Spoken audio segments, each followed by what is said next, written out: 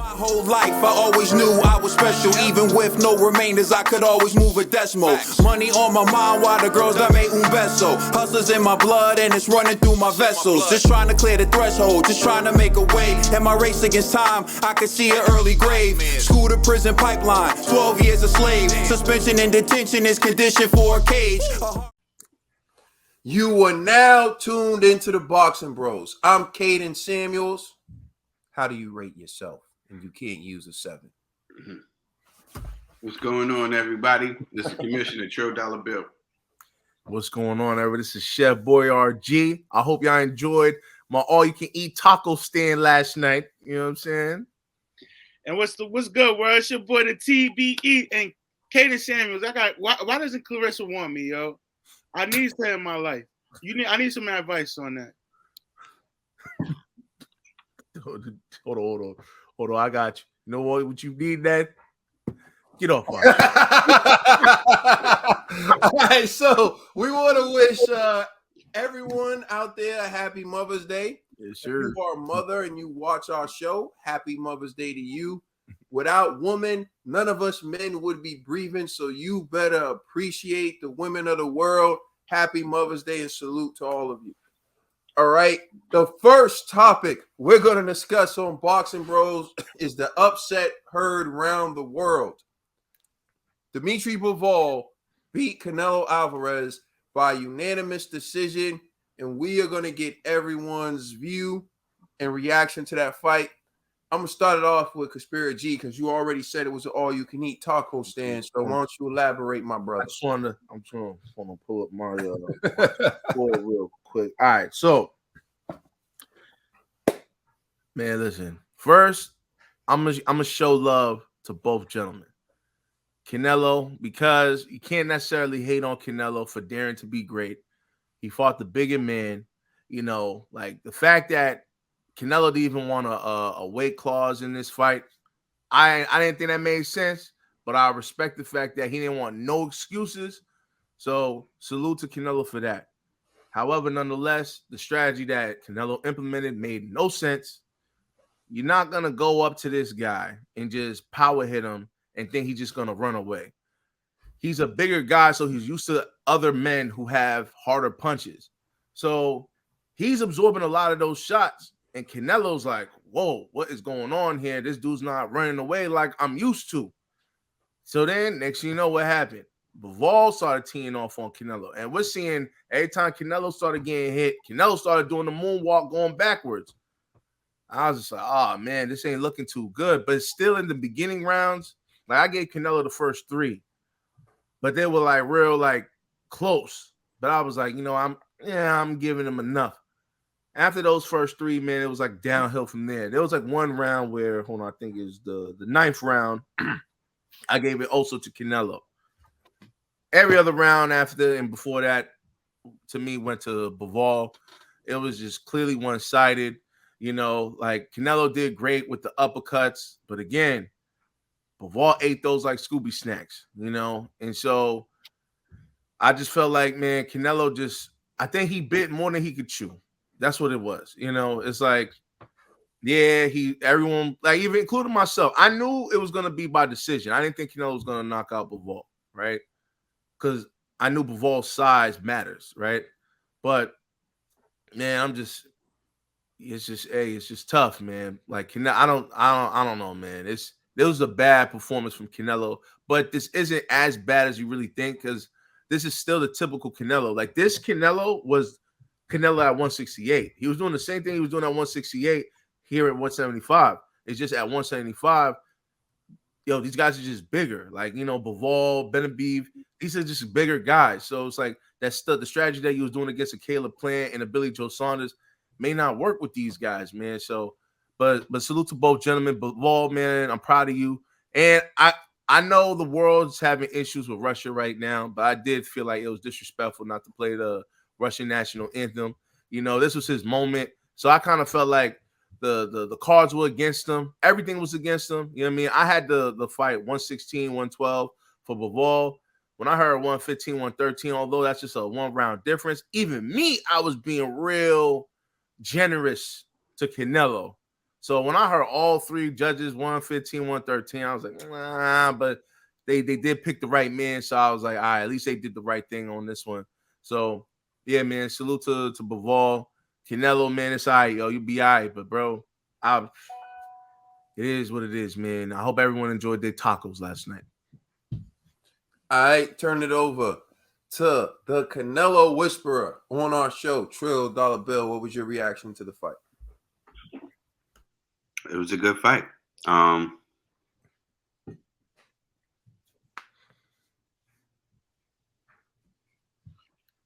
It was a good fight. Is that it? He's like, You don't have anything else to add to that? It was a good fight. I have a lot to add to that. I thought you might. I mean, I don't want to, you know. I mean, it happens. Like see, it was different. All right, I'm gonna look at it. I'm gonna do it this way. I'm gonna give my reaction, and then I'm gonna give my personal reaction. How's that? I had a 7-5. I had a 7-5 Bivol. You know what I mean? For me, it was too much swag, too much one punch at a time, maybe too much at one time for Canelo. But I would love to see the fight again. Bivol had a good defense and a good game plan, and he kept good distance. And he was too big and maybe too strong. He had that long high guard, and Canelo couldn't hit the target. You know, the bigger guy did what he was supposed to do. You know, but shout out to Canelo for taking the tough challenges. But to be honest, Bivol did what he was supposed to do. He beat the little guy, but he didn't beat the little guy up. He didn't knock him out. He didn't stop him. There was times where Canelo was coming forward, you know, and pushing the fight. Canelo was courageous, and you can't hate on him for wanting to test himself. Canelo doesn't care about losing. He cares about the other L, and that's legacy. Everybody's gonna want to jump out the window and say what they want, but you gotta say this right now. Canelo, one hell of a champion. Mm-hmm. One hell of a champion. Even after this, no excuses. See, when I was watching this fight, everybody knows I'm a Canelo fan, right? And I like Canelo a lot. You know what I'm saying? You win and you lose in this sport, but you come back and you fight again. A lot of greats have losses, more than one loss. Mm-hmm. The fact how when they were trying to make excuses, trying to say this, that, and the third, what did the champ show? The champ showed that he was really a true champion. He said, no excuses. No excuses at all. This man won. G says something. You can't get mad at him for daring to be great. You can't. You can't get mad at somebody for trying to push themselves. See, I have another personal reason. Watch why I was sitting there. I was happy. See, a lot of people thought I would be sad, I'd be mad, and then I was happy. Because I seen a guy that had no business being at 175. And I seen him out there daring to be great and showing out. Even though he was losing, he was still trying. He didn't quit. He didn't quit on himself. Maybe he was a little gassed or whatever, but he still came up and was still trying to push the action. Still trying to throw, still trying to make something happen. And that's what you want from your fighter. That's what you want from a champion. He didn't get the decision, but he didn't get washed.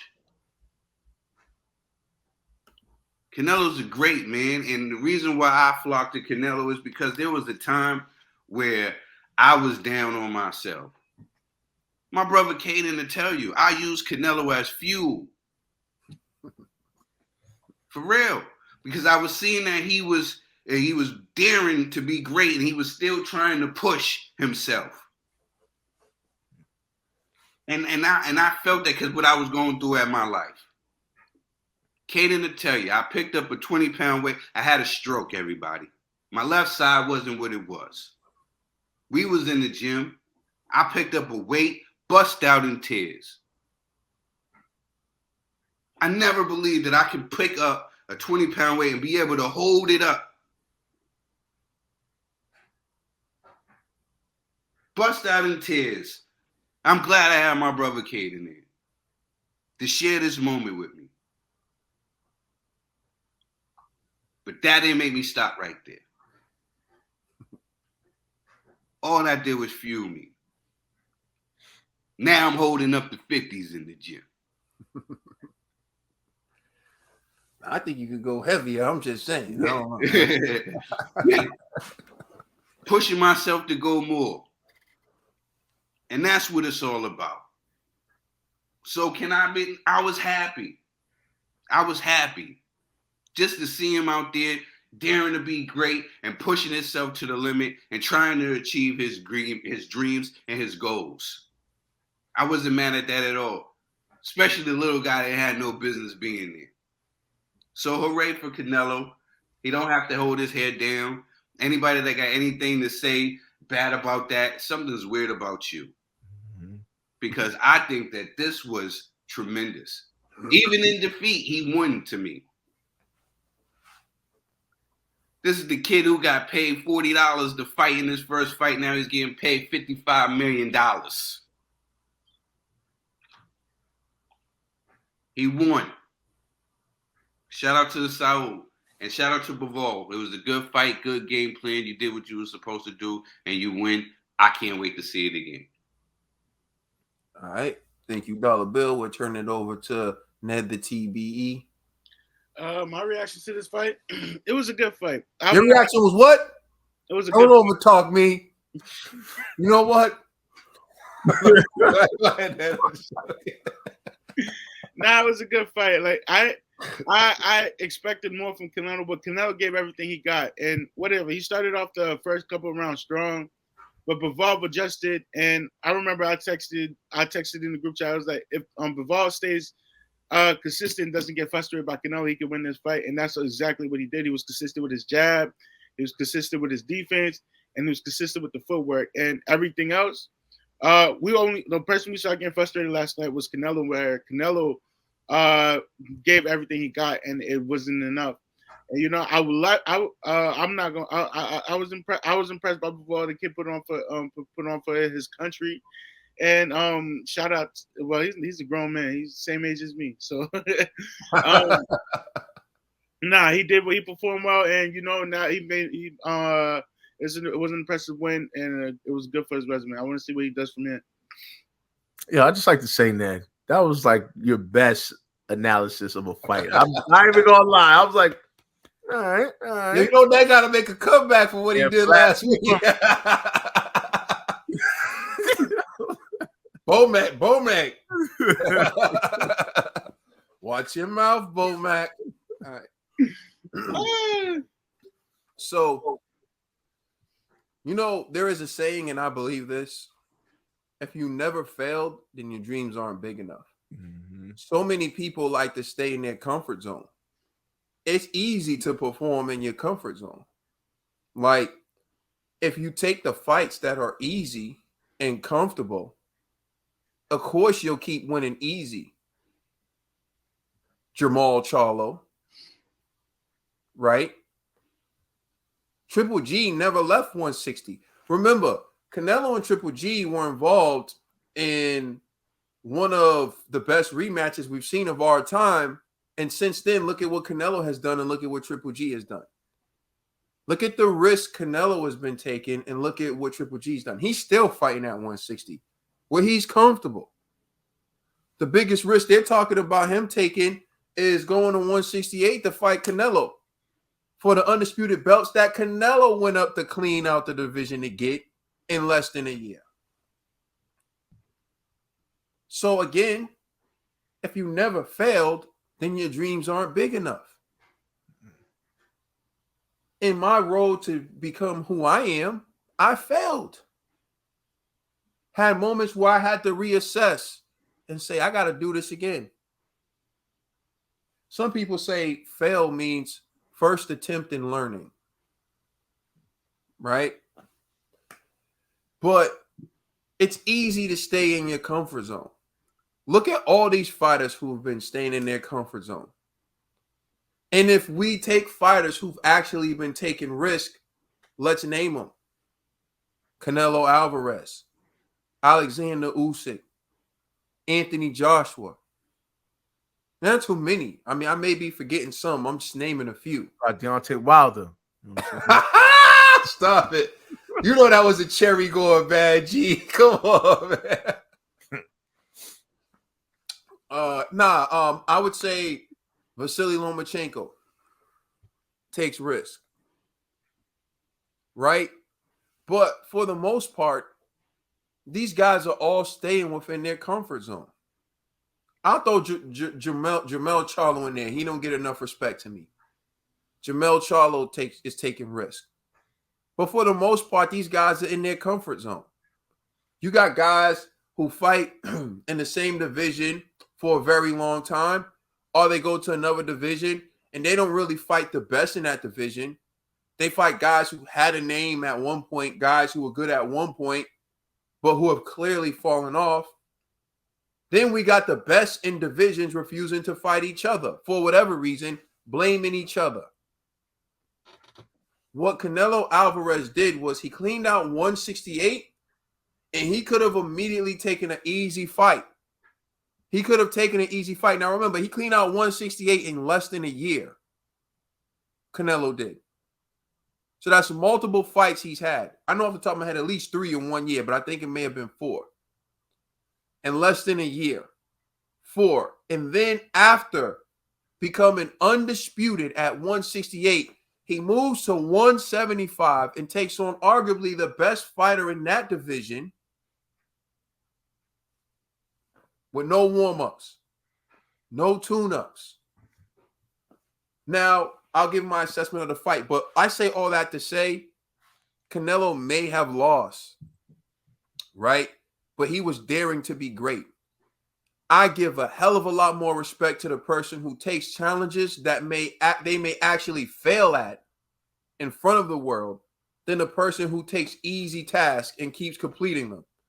And they get to say, well, I'm undefeated. You're undefeated because you haven't taken a challenge.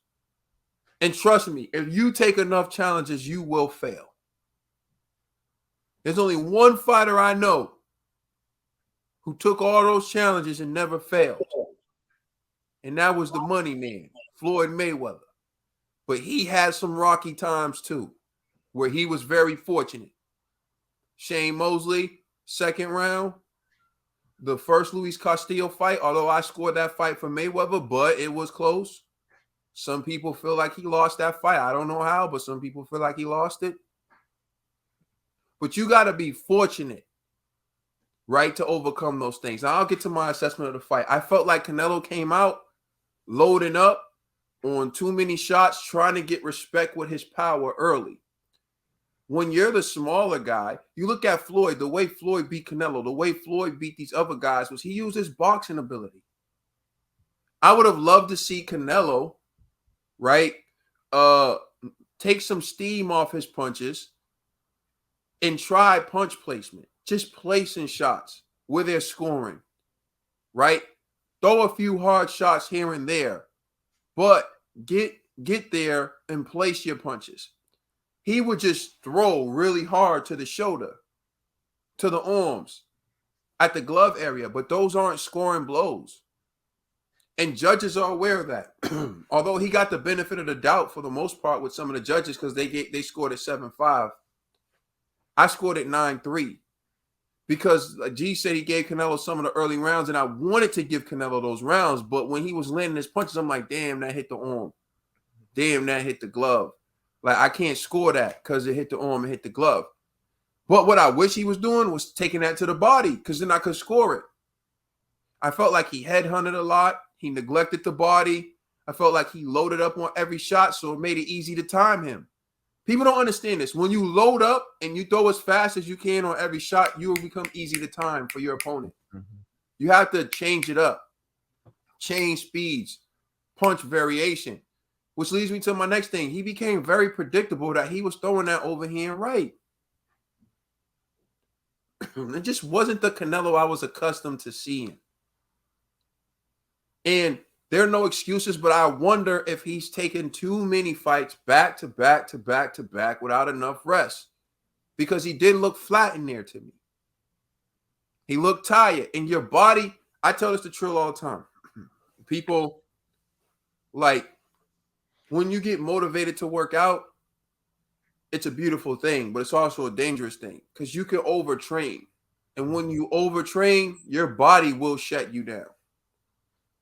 If you don't give your body the rest, if you don't take sufficient rest, your body will shut you down somehow, some way. And I just feel like Canelo, when I heard Canelo was fighting again on May 7th, I'm like, damn, who takes as many fights as Canelo Alvarez like that? So, you know what it is. We live in a world of skepticism and people, I normally go off my head. When we first started this show, I would have the time to check everything, particularly during the pandemic, because I wasn't working and, I was working remotely and didn't really have a task, but I don't have that time anymore. So when I go off my head, if I misquote something accidentally, I'm just going off my head. People jump on you and act like, oh, blah, blah, blah, blah. It's like, yo, dude, I'm shifting through a whole bunch of information. Like, if I had the time, I look it up like you. But let's look at this so we can get this right. So there's no confusion. All right. So starting from December 19, 2000, Canelo fight Callum Smith. Then on February 27, 2021, he fought Yildirim. Then May 8th, 2021, he fought Billy Joe Saunders. Now, Billy Joe Saunders was undefeated at the time and champion. Then he fought Caleb Plant on June 11th, 2021. No, on November 6th, 2021. Excuse me, on November 6th, 2021. So look at these fights that he's had. Basically back to back to back. He's fighting these dudes like how dudes fight, step-up fights, touch-up fights. He's fighting these champions like that. Fought Callum Smith, undefeated. People want to hate on him. He was the ranked number 1. Yildirim, I'll give you that. I don't know how this dude was a mandatory, but whatever. He was the mandatory they had to fight. But let's look at these fights. Callum Smith, undefeated. Yildirim. Billy Joe Saunders, 30-0, undefeated champion. Caleb Plant, right, 21-0, undefeated champion. And then he jumps right into Dmitry Bivol. So what are we talking about? Around 6 months after he fought Caleb Plant to become undisputed at 168, he jumps up to take on the champion, the WBA champion, arguably the number 1 guy at 174. Let's look at Dmitry Bivol's activity. Dmitry Bivol, first of all, has 20 professional fights in total, and Canelo's around 60.